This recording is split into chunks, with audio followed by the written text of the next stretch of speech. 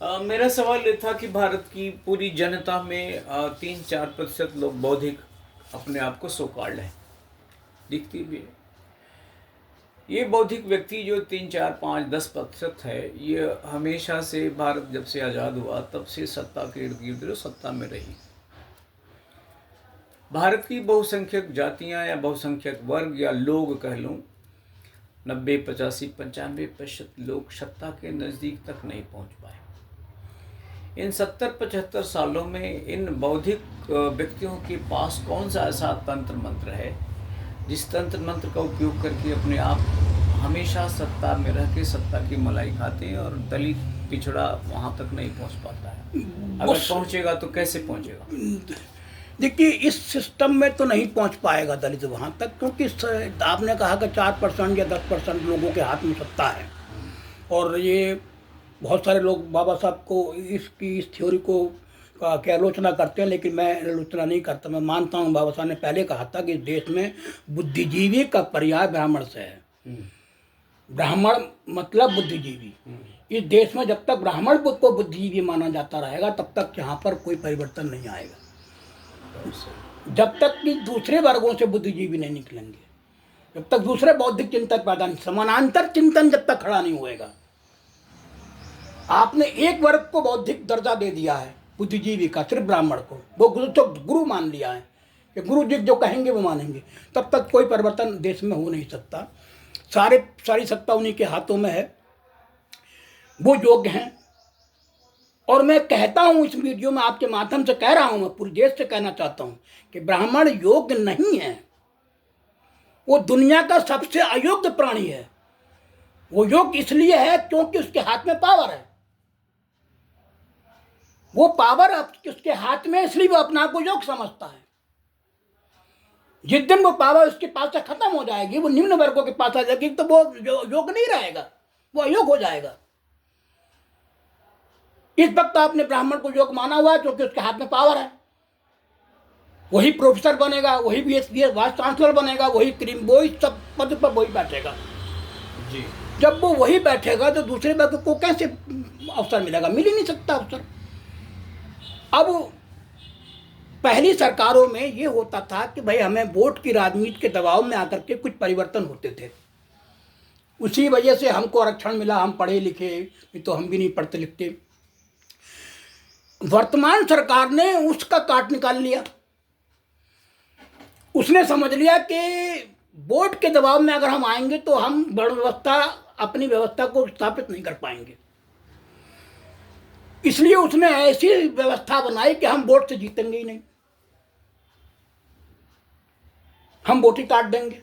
बिल्कुल SIROC का एक SIROC का है पर्याय, या नागरिक रजिस्टर वाला NRC, ये सब वही हथकंडे हैं। और इस तरह से हम बनाएंगे कि हम जो है अपने लोगों को, अब जैसे बंगाल में चुनाव होंगे तो बिहार से एकदम फ्री ट्रेनें चला दी गई हैं, फ्री ट्रेनें। अब वहाँ से भर भर के लोग आएंगे बीजेपी के वोट डालने के लिए। तो जब उनको मालूम है कि हमें वोट से जीतना ही नहीं है, हम जीत लेंगे चोरी करके, तो हम वोट के दबाव में नहीं आएंगे। वरना दबाव में कभी क्या जाती, पहली सरकार दबाव में आ जाती थी। विश्वनाथ प्रताप सिंह ने वोट के राजनीति के दबाव में आकर के पिछड़ों को दिया।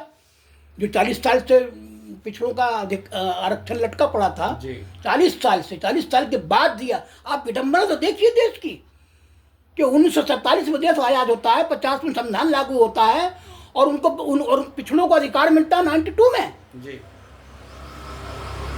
उनको तो वो भी वोट की राजनीति दबाव में, और जो भी आयोग बनते गए, सिफारिशें आती गई, सब रद्दी के टोकरे में जाती गई।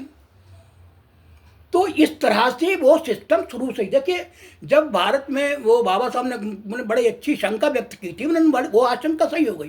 उन्होंने कहा कि मुझे डर है कि भारत में हिंदू राज आएगा, और वो हिंदू राज आएगा तो सबके लिए, लोकतंत्र के लिए बड़ा खतरनाक पैदा होगा।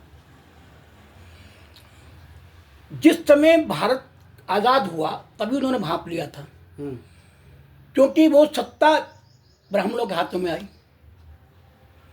और आपको यकीन होगा, आपको आश्चर्य करेंगे कि पहली सरकार जो बनी 55 में, उसका प्राइम मिनिस्टर ब्राह्मण बना, और उसके साथ जो राज्य की सरकारें बनी, एक भी स्टेट अपवाद नहीं है, सब ब्राह्मण थे मुख्यमंत्री,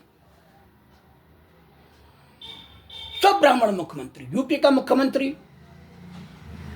पंत, बिहार का मुख्यमंत्री मिश्रा, बांग्लादेश का मुख्यमंत्री प्रभात राय, गंजन राय, को सारे के सारे ब्राह्मण, अपवाद स्वरूप भी एक नहीं था। तो आप बाबा साहब ने तो ही भाप लिया था कि हिंदू राज बन के रहेगा। जब लोकतंत्र, भाई आज़ादी मिलने के बाद सरकार का दायित्व था, जो भी सरकार बनती स्वतंत्रता लेने के बाद, कि हम समाज को लोकतांत्रिक बनाएंगे। उन्होंने शुरू से लोकतांत्रिक नहीं बनाया। राष्ट्रपति जब बनाया राजेंद्र प्रसाद, वो एक तो एक ब्राह्मणों की चरण धो करके बैठा, पाँव पी करके। और जब प्राइम मिनिस्टर नेहरू बना तो काशी के पंडितों ने खुशी मनाई, उनको तमाम सिंहासन दिया, उनको बुला करके तिलक किया उनका, पंडित नेहरू का। तो भारतीय समाज लोकतांत्रिक कैसे बन सकता है जब बनाने वाले लोग जब सत्ता में पहली बार आए वो लोकतांत्रिक नहीं थे।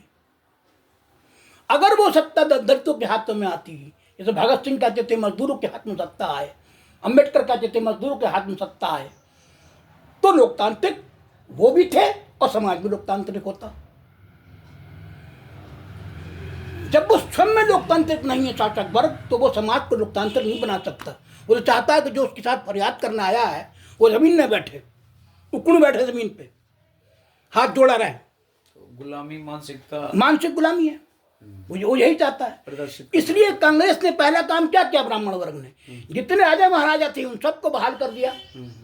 उनके वो राजनीति तो बहाल नहीं हुई, लेकिन सबको शासन, सबको एमपी बना दिया, सबको एमपी मिनिस्टर, सबको मिनिस्टर बना दिया। रुतबा तो वही रहा ना उनका, रुतबा वही रहा, वही महल रहे, वही उनको पेंशन मिलती रही, उनको तनख्वाह वही मिलती रही, उनको वही गाड़ी मिलती रही। पहले तो वो अपनी गाड़ी से जाया करते थे राजा थे, तो अब वो 50 सरकारी गाड़ी से चल रहे हैं। तो उन्होंने जो सामंती व्यवस्था थी उसको बरकरार रखा, जो ब्राह्मण की व्यवस्था थी उसको बरकरार रखा, जो बनिए की थी उसको बरकरार रखा। तो इसके लिए हम बीजेपी को दोष उतना नहीं देते जितना कांग्रेस को देते हैं, शुरुआती दौर को देते हैं। ये पेड़ तो उसी ने लगाया ना, बस जैसा पेड़ लगाओगे वैसे ही फल पैदा होंगे जी। आपने ब्राह्मणवाद का पेड़ पैदा किया, आपने हिंदू राज की नींव डाली।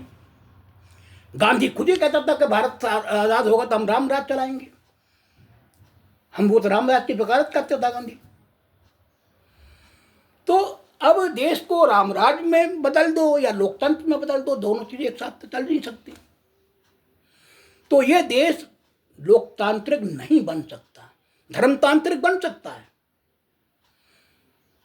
लोकतांत्रिक नहीं बन सकता। लोकतांत्रिक नहीं बनेगा तो हमारे लोगों की जो भी मनोदशा है, जो भी सामाजिक स्थिति है, जो आर्थिक स्थिति है, उसमें परिवर्तन आने वाला है नहीं। जो कांग्रेसी गवर्नमेंट में थोड़ा सा वोट के दबाव से आ गया, आरक्षण के बगैर से, वही पीढ़ी पड़ गई है, आगे वाले को किसी को कुछ मिलना मिलाना है नहीं। फिलहाल स्थिति बहुत निराशाजनक है, बहुत ही निराशाजनक है। हाँ, देश को 14 अप्रैल के इस अवसर पे क्या बताना चाहेंगे जिससे सुधार हो सके? देखिए, सबसे पहली बात तो मैं ये बताना चाहूँगा कि हमारे समाज के लोग शिक्षा की ओर जाएं, और शिक्षा में भी उच्च शिक्षा की ओर। ये बीए और इसकी इंटर तक की शिक्षा कोई महत्व नहीं है, वो उच्च शिक्षा में जाएं, पीएचडी करें, इंजीनियर बने, डॉक्टर बने, और उसके लिए आंदोलन चलाएं। दूसरी बात, वो अम्बेडकर को पढ़ें। अगर वो अम्बेडकर को नहीं पढ़ेंगे तो उनका विकास नहीं होगा, बौद्धिक विकास नहीं होगा। वो अम्बेडकर को पढ़ेंगे तो बैकग्राउंड समझेंगे। जब तक आप बैकग्राउंड नहीं समझेंगे, इतिहास नहीं समझेंगे, तब तक आप विकास नहीं करेंगे। आप इतिहास केवल तारीखों का गुच्छा नहीं होता जी। इतिहास आपके लिए प्रेरणा भी होता है कि हम किन परिस्थिति से निकल के आए हैं और हमें क्या करना है। आपको फिर पता ही नहीं है, आपने झोला ढाल लिया, आप दलाली करने निकल गए, क्यों? आपने पढ़ा ही नहीं किसी को कुछ भी। तो दलित वर्ग को ज़्यादा निराश होने की ज़रूरत नहीं है, बस उसको शिक्षा की तरफ जाना है, लोकतांत्रिक रास्ते पे चलना है। हिंसक रास्ते पे हमें चलना होता तो अम्बेडकर कभी के हाथ में बंदूक थमा दिए होते कि ठाठा ठाठा कर दो, उससे कुछ हल हुआ नहीं। नक्सलवाद ही इसमें हम देख रहे हैं, भगत सिंह को भी देखा हमने। विचारधारा जब तक जनता के बीच में नहीं जाएगी, लोकतांत्रिक विचारधारा जब तक नहीं जाएगी। और अंत में मैं ये कहूँगा कि दलितों को अपने लक्ष्य पर रहना चाहिए, पिछलग्गू नहीं रहना चाहिए। इस व्यवस्था का अगर आप पिछलग्गू बन के रहेंगे, सिर्फ अपनी मुक्ति के लिए आप बीजेपी में चले गए, अपनी मुक्ति के लिए आप किसी में चले गए, तो आप अपनी मुक्ति कर लोगे, लेकिन बाद में कुत्ता बन के रह जाओगे, कुछ कर तो सकते नहीं आप। तो अगर आपको अपना और समाज का विकास करना है तो शिक्षा की तरफ जाइए, अम्बेडकर को पढ़िए और संगठित होकर रहिए। चलिए साहब, आज की मुलाकात के लिए बहुत बहुत धन्यवाद आपको। Thank you.